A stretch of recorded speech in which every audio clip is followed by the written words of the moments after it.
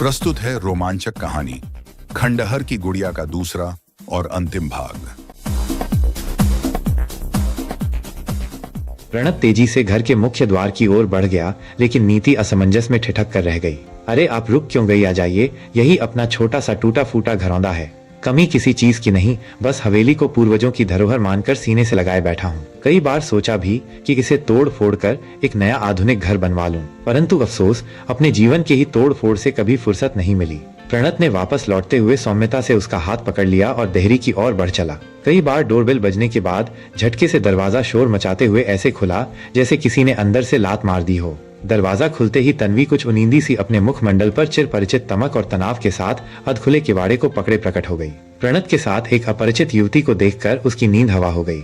चेहरे पर हजारों इंद्रधनुष अपना रंग बनाने बिगाड़ने लगे। उसने नीति पर अपेक्षा की सरसरी दृष्टि डालते हुए प्रणत को तीखी आंखों से घूरा, आ गए बाबूजी, हो गया सैर सपाटा, कहाँ ऐश कर रहे थे? उसके इस खुरदरे भाव पर नीति संकोच से दोहरी हो गई। उसका अबोध हृदय किंचित भय से ये सोचकर कंपित हो उठा कि जब शुरुआत इतनी कड़वी है तो इस संयोग के अंत की दशा क्या होगी, और फिर इस बिगड़ैल औरत का क्या भरोसा, आगे जाने किस तरह पेश आए, क्या क्या अपमानजनक व्यवहार करे, कहीं उसके चरित्र को ही लेकर वो कपोल कलुषित टिप्पणी न करना आरंभ कर दे। ये सोच सोचकर उसका मस्तिष्क सुन्न होता जा रहा था। अब वो एक अपरिचित युवक के साथ इस तरह अचानक उसके घर आने की दुर्योग पर अंदर ही अंदर पछताने लगी। उसने स्वप्न में भी नहीं सोचा था कि एक पत्नी अपने पति के प्रति इतनी उदासीन और असहिष्णु भी हो सकती है। चूंकि वो स्वयं भी एक नारी की प्राकृतिक चेतना थी, इसलिए उसे तन्वी के प्रथम हाव विभाव से उसके संपूर्ण रहस्यमयी व्यक्तित्व को अपलक पढ़ने और समझने में देर न लगी। प्रवेशांक की एक ही झलक ने नीति के सामने तन्वी की सारी गूढ़ गाथा उलट पलट के रख दी। तन्वी की एक ओर हटते ही हत हृदय प्रणत अपने आवेशित भावों को समेटते हुए अंदर प्रविष्ट हो गया, परंतु नीति के पांव चाहकर भी नहीं उठ सके।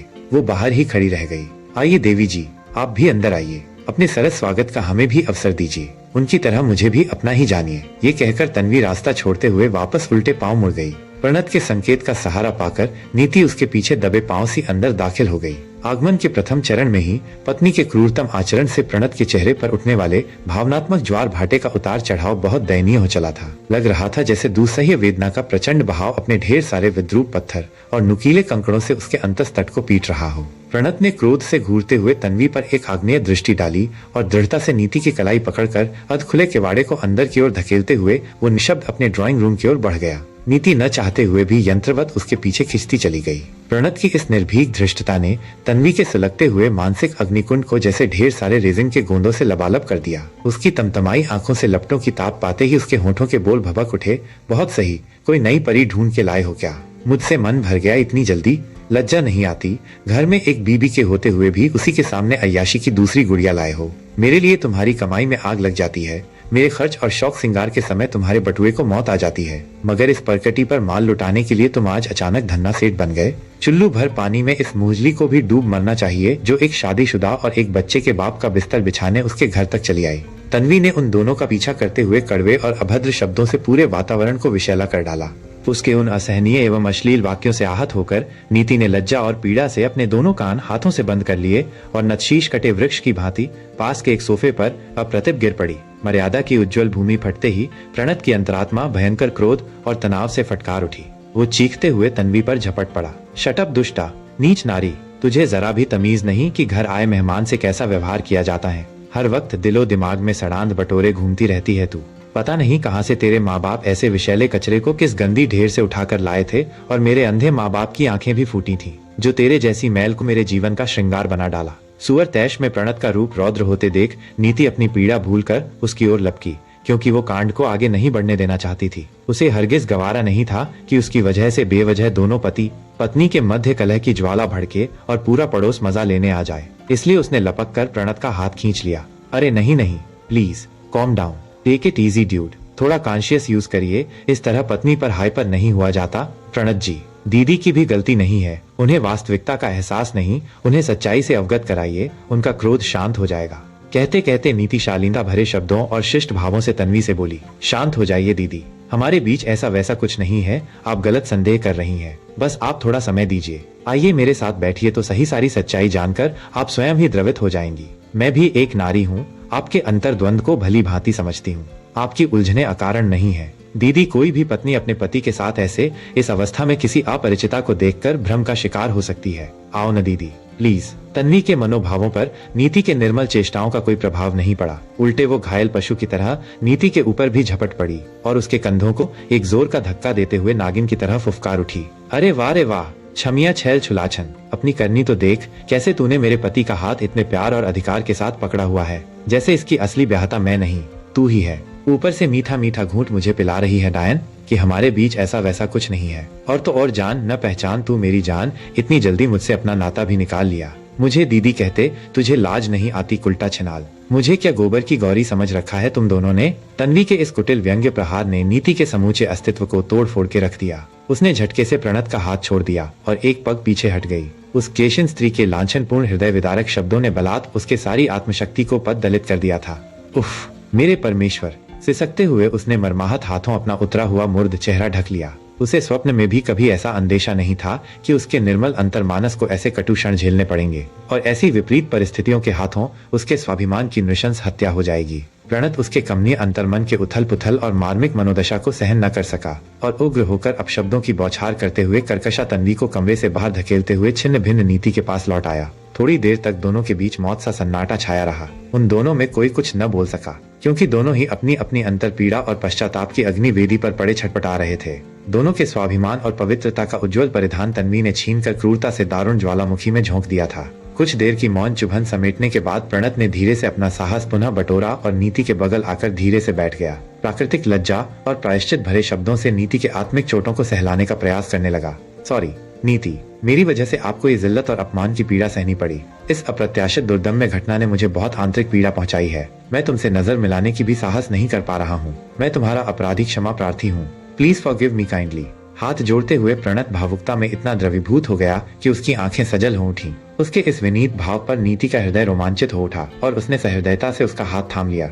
नहीं प्रणत, आपका कोई दोष नहीं। आपने तो मेरी भलाई के लिए ये सब किया था। मुझे आपसे कोई गिला नहीं। आपने जितना जो कुछ मेरे लिए किया उसके लिए मैं आपका आजीवन आभारी रहूंगी। रही बात इस कड़वी घटना की, तो सब प्रारब्ध का खेल है। उस पर मानवीय संसार का कोई वश नहीं। ये सब विधाता की लेखनी का एक हिस्सा होता है। कोई किंचित मात्र भी टाल नहीं सकता। कहते कहते नीति के उदास अधरों पर काफी देर बाद एक हल्की सी मुस्कुराहट की आभा दिखाई पड़ी, जिसने प्रणत के विक्षिप्त आत्मबल के लिए एक संजीवनी ऊर्जा का कार्य किया। वो अपराध बोध के स्वर में बोला, मुझे स्वप्न में भी ऐसी आशा नहीं थी कि एक उल्टा आपके मान सम्मान पर इस तरह से कुठाराघात करेगी, वरना मैं आपको शहर के किसी संपन्न होटल में एक रात विश्राम के लिए टिका देता। मेरे मन में पहले ये विचार आया था, परंतु एक नितांत नारी के प्रति वर्तमान समाज के विषैले वातावरण पर मेरा भरोसा नहीं टिक सका। एक अकेली अबोध को किसी अपरिचित होटल या रेस्तरां में ठहराने के बजाय मुझे अपने घर का सुरक्षित प्रश्रय ही उचित लगा। सोचा, उससे बेहतर तो अपना घर ही है। नीति उसके व्यथित मनोभावों पर हंस पड़ी। कोई बात नहीं, नेवर माइंड। जब कर नहीं तो डर कैसा। होता है। जीवन में कभी कभी ऐसा भी होता है, जहाँ न चाहते हुए भी कभी कभी अपने निर्दोष मन को ऐसे अनचाही परिस्थितियों के कुटिल कुचक्र के आगे आत्मसमर्पण करना पड़ता है। एक ठंडी आह भरकर कुछ पल के लिए नीति चुप हो गई। प्रणत अपराधी की भांति निरुत्तर सिर झुकाए बैठा रहा। नीति उसके अंतर्द्वंद को भाप चुकी थी, इसलिए थोड़ा सा बोझिल वातावरण को हल्का करने के लिए उसने नए प्रसंग की नई सिरा पकड़ी। सच बोलूं तो इस समय मुझे अपने आप से अधिक तो आपकी दयनीय परिस्थिति पर बहुत दुख हो रहा है। क्या आपकी पत्नी शुरू से ही ऐसी थी, या किसी अनैच्छिक बीमारी अथवा घटना से उनकी मानसिकता में ऐसा बिखराव आया है? अंतिम वाक्य पूरा करते करते नीति थोड़ा संभल गई और सतर्क भाव से सामने कमरे के निकास द्वार की ओर देखने लगी, जहाँ से प्रणत ने थोड़ी देर पहले तन्वी को बलात् कमरे से बाहर आंगन की ओर धकेला था। प्रणत को लगा जैसे किसी ने अचानक उसके सूखे हुए घावों पर नश्तर फेर दिया हो। उसका अंतर्मन किसी घायल की तरह तड़प उठा। उसकी आंखों में छटपटाहट की पीड़ा ऐसे उमड़ आई जैसे अचानक किसी ऊसर भूमि पर बादलों के एक समूह ने अरसे बाद पावस की बौछार कर दी हो और गीली मिट्टी अपने सघन वाष्पन से समूचे वातावरण को झुलसा उठी हो। सॉरी जी, वेरी सॉरी। आपके दिल को चोट लगी हो तो I am really very sorry. आपको पीड़ा पहुंचाने का मेरा तनिक भी इरादा नहीं था, बस यूं ही मुंह से निकल गया। नीति के प्रायश्चित पूर्ण स्वर प्रणत के धैर्य बंध को नहीं संभाल सके। वो धीरे धीरे अतीत की निष्ठुर स्मृतियों में फिसलता चला गया। काफी देर तक वो शून्य में खोया रहा, फिर किसी तरह अपने आप को स्मृतियों के प्रचंड बहाव से बाहर निकाला और झटके से खड़ा होते हुए नीति का ब्रीफकेस वापस क्लोजेट से निकालते हुए बोला, no it's all right, don't regret. अगर साथ में कपड़े हो तो बगल में वॉशरूम है, आप जाकर रिफ्रेश हो ले। तब तक मैं आपके लिए ब्रेकफास्ट रेडी करके लाता हूँ, फिर फुर्सत में आराम से बैठकर बातें होंगी। ओके। नीति बहुत संकोच और असहज अनुभव कर रही थी। नजर चुराते हुए अपना ब्रीफकेस खोलने लगी। आप ब्रेकफास्ट बनाएंगे? अरे नहीं, आप रहने दीजिए, मैं अर्लियर सब खा पी के फिट हूँ। आप परेशान मत होइए, मुझे कुछ नहीं खाना पीना, बस किसी तरह आज की रात विश्राम में बीत जाए। अरे ऐसा कैसे हो सकता है कि आपको अतिथि भाव से वंचित कर दूं? ब्रेकफास्ट भी बनाऊंगा और रात का डिनर भी। आप खाकर बताइएगा कि मैं किचन जॉब में कैसा हूँ, फिसड्डी तो नहीं हूँ। कहते हुए प्रणत धीरे से मुस्कुराते हुए कमरे से बाहर किचन रूम की ओर निकल गया। नीति बिल्कुल जड़ हो गई थी, किसी पत्थर की बुत की तरह बैठी सामने उस किवाड़े की ओर शून्य में निहारती रही, जिधर से प्रणत अभी निकलकर किचन की ओर गया था। नीति कमरे में अकेली बैठी किसी तरह अस्त व्यस्त वातावरण के एक पल पल में खुद को संभालने और सहेजने का प्रयास कर ही रही थी कि तभी किचन रूम से अचानक मर्मभेदी भयानक चीखों के साथ ढेर सारी वस्तुओं के गिरने और टूटने की मिलीजुली आवाजें वातावरण में गूंज उठी। कर्कश कोलाहल से नीति का कलेजा बैठ सा गया। वो विवशता से आतंकित अपने हाथों को मलती हुई उछलकर खड़ी हो गई और किचन रूम की ओर असहाय नेत्रों से देखने लगी। उसकी हालत कुछ ऐसी हो गई थी जैसे किसी ने उसके हाथ पैर जंजीरों से बांधकर किसी दहकते हुए ज्वाला कुंड में धकेल दिया हो। वो पीड़ा और पश्चाताप की भीषण अग्नि में जलती हुई एक हाड़ मांस की पीड़ित काया की तरह किचन की लोमहर्षक दृश्यों की कल्पना करने लगी। तभी पुनः चीख पुकार और बर्तनों की तोड़ फोड़ की कर्कश आवाजों ने उसका दिल एक बारगी दहला दिया और न चाहते हुए भी वो किचन की ओर तेज कदमों से दौड़ पड़ी। कमरे से बाहर निकलते ही जैसे किचन रूम में दाखिल हुई तो वहां का विभत्स दृश्य देखकर वो हतप्रभ सी किसी जड़ मूर्ति की भांति खड़ी रह गई। पूरा कमरा काले घने दमघोंटू धुएं से भरा हुआ था। चारों तरफ प्रचंड आग की लपटें फैल रही थीं। उस भयानक धूम्र धुंधलके में उसे कुछ नहीं दिख रहा था। उसकी आंखें सिर्फ आपस में लिपटी हुई दो काली परछाइयों को हो परख पा रही थीं। वो किसी अनिष्ट आशंका से चीख उठी, प्रणत दीदी, प्लीज दीदी, कहाँ हो तुम सब? तभी प्रत्युत्तर में उस कोलाहल को भेदती हुई प्रणत की मर्माहत चीख ने उसे और भी आतंकित कर दिया। नीति, जल्दी से ये घर छोड़ दो, बाहर भाग जाओ। घर को भयानक आग की लपटों ने घेर लिया है, वो तुम्हें भी जिंदा जला देंगी। नीति का कलेजा भय और आतंक से जैसे फट सा गया। फिर भी वो किचन विषैले धुओं से टकराती हुई उन दोनों काली विभत्स परछाइयों के पास पहुंच गई। ये क्या भगवान, ये आग कैसे लगी? आप लोग कैसे इस चपेट में आ गए? अब क्या होगा? Oh my god, help help here someone please. पागलों की तरह नीति चीखती गिरती पड़ती पूरे घर में किसी संकट मोचक विपत्ति निरोधक आधान को ढूंढने के लिए इधर उधर दौड़ने लगी, परंतु उस गहन तमस के विशाल गर्त में उसे कुछ भी सुझाई नहीं दिया। उसकी आंखों में प्रबल विवशता और विकलता के झरने फूट पड़े। वो मस्तिष्क शून्य सी किचन रूम के पास पुनः आकर खड़ी हो गई। उसका समूचा अस्तित्व इस अप्रत्याशित अग्निकांड के दुर्दम्य आतंक से तेज हवा में उलझे किसी सूखे पत्तों की भांति फड़फड़ा उठा। वो पुनः पूरी शक्ति से चीख उठी, प्रणत दीदी, तुम लोग यहाँ से क्यों बाहर नहीं भागते? क्यों अपनी आहुति देने पर तुले हुए हो? Please come out, hurry up come out. कहते कहते नीति का गला वेदना और असीम दुख से भर आया। उसके शब्द गले में ही घुट के रह गए। तभी वहां से अचानक एक शक्तिशाली भयानक आंधियों का एक झोंका सा उठा और उसने नीति को अपनी गिरफ्त में ले लिया। वो जाल में फंसी किसी निष्प्राण एवं अशक्त मछली की भांति तिलमिला उठी। स्टूपिड, तुम अभी यहाँ से भागी नहीं? तुम्हारा दिमाग काम नहीं कर रहा क्या? पूरा घर भयानक आग की ज्वाला में घिर चुका है। किसी भी निष्ठुर अकाल मृत्यु तुम्हें भी अपने काल का ग्रास बना सकती है।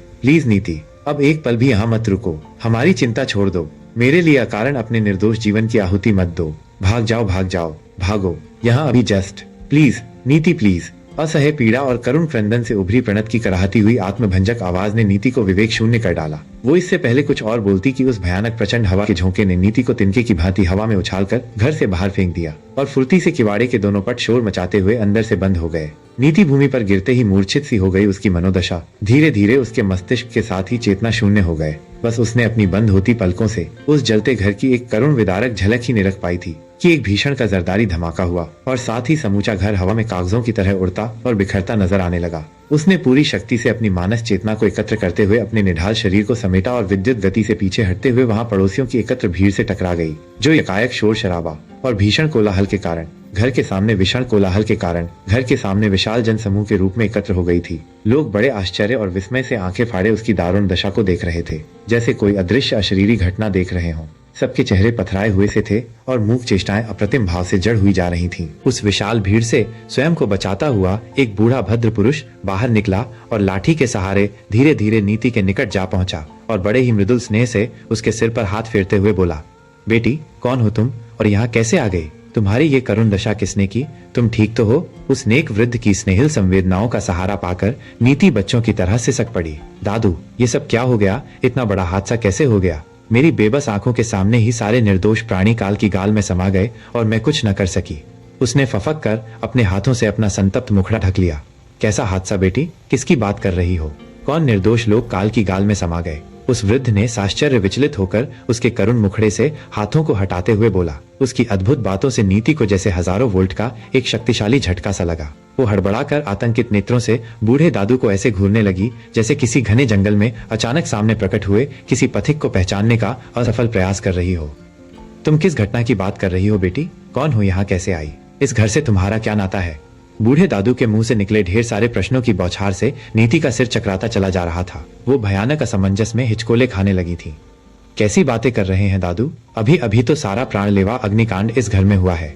भीषण आग की लपटों ने 3 निर्दोष प्राणियों की जान ले ली है। और देखो देखो, पूरा घर धमाके में उड़ गया है। प्राण घातक विषैले धुएं चारों ओर फैली हुई हैं। कहाँ बेटी, किधर?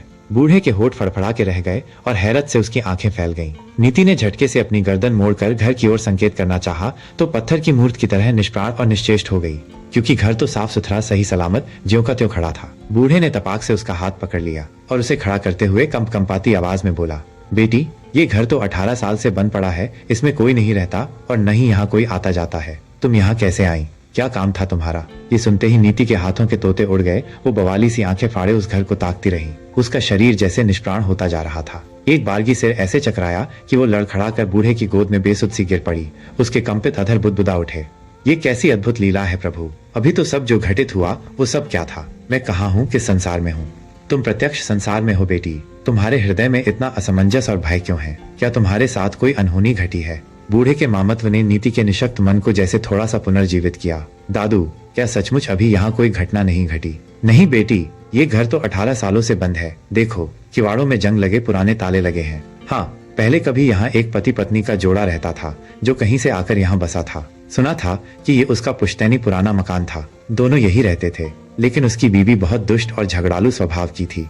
हालांकि उसका पति नेक और उदार हृदय का मृदुभाषी युवक था, परंतु उसकी क्लेशन पत्नी ने उसका रात दिन का जीना हराम कर रखा था। ऐसा लगता था जैसे दोनों का नीरस जीवन कुरुक्षेत्र की मिट्टी से बना हुआ है। न सुख, न चैन, न प्रेम, न ही मानवोचित संवेदनाएं। पता नहीं कैसे दोनों के छत के नीचे रह रहे थे। कहते कहते बूढ़ा एक ठंडी आह भरकर रुक गया। नीति पागलों की तरह निपट मस्तिष्क शून्य उसकी मुखाकृति को देखती रही और उसके शब्द उसके कानों में पिघले हुए शीशों की तरह टपकते रहे। फिर क्या हुआ दादू? होना क्या था बिटिया? वही हुआ जो अक्सर ऐसे बेमेल जोड़ों के साथ हुआ करता है। एक दिन पता नहीं कैसे घर में आग लग गई और दोनों की मनहूस जिंदगी इसी घर की चिता में भस्मीभूत हो गई। उनका एक छोटा सा पुत्र भी था जो परमेश्वर की महती कृपा से भीषण अग्नि ज्वाला से बच गया था। उसने अपनी आंखों से सारा कांड देखा था। पुलिस की जांच में उसने बताया था कि किचन में पापा चाय नाश्ता बना रहे थे। मम्मी गुस्से में आई और किसी बात पर लड़ने लगी। दोनों ने हाथापाई शुरू हो गई और इसी बीच मम्मी ने गैस सिलेंडर की पाइप को गुस्से से बाहर खींच दिया और आग भड़क उठी। जब आग ने मम्मी को जलाना शुरू कर दिया तो पापा उन्हें बचाने के लिए उनसे लिपट गए और उन्हें भी आग लगी। दोनों जलने लगे। मैं रोता चिल्लाता घर से बाहर मदद के लिए लोगों को पुकारने निकला तो तुरंत एक धमाका हुआ और किचन रूम बिखर गया।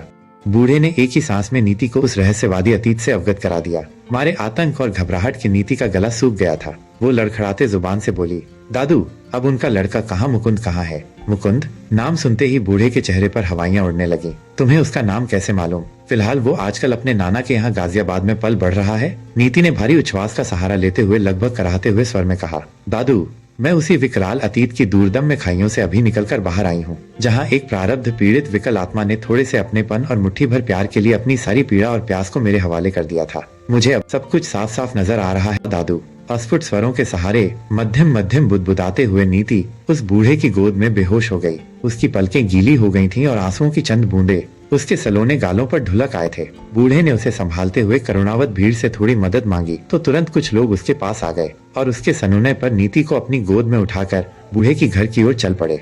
बूढ़े दादू ने धीरे से उसका ब्रीफकेस उठा लिया और भीड़ के पीछे पीछे लड़खड़ाते हुए अपनी लाठी के सहारे चल पड़ा। कहानी सुनने के लिए आपका आभार। अगर आपको कहानियाँ पसंद आ रही हों तो कृपया अपने कीमती सुझावों से हमारा मार्गदर्शन अवश्य करें तथा हमारे चैनल को सब्सक्राइब करते हुए नोटिफिकेशन के लिए बेल आइकॉन अवश्य दबाएं। धन्यवाद।